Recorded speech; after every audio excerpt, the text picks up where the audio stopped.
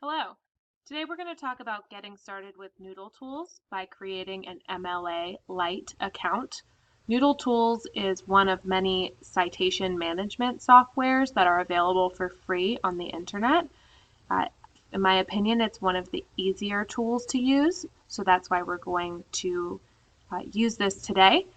The account that you make today, you can use for other school classes. You also may use it when you go to college because it is very useful software. So we're going to start by navigating to NoodleTools.com. And once we're there, we're going to click Login.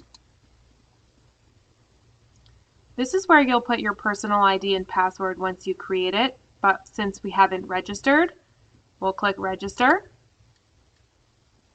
And we are going to use a Noodle Tools MLA Lite account. You'll notice when you click Noodle Tools MLA Lite, some options show up on the right-hand side.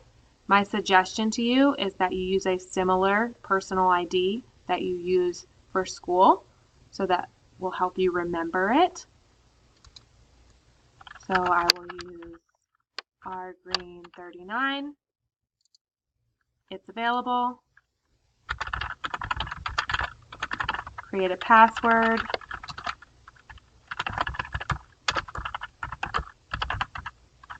My initials, and the last four of my phone number at school. All right. So the first thing that we get to is our project page. My suggestion is you create a new project for every assignment that you have to keep track of those links and those sources. So we'll create a sample project.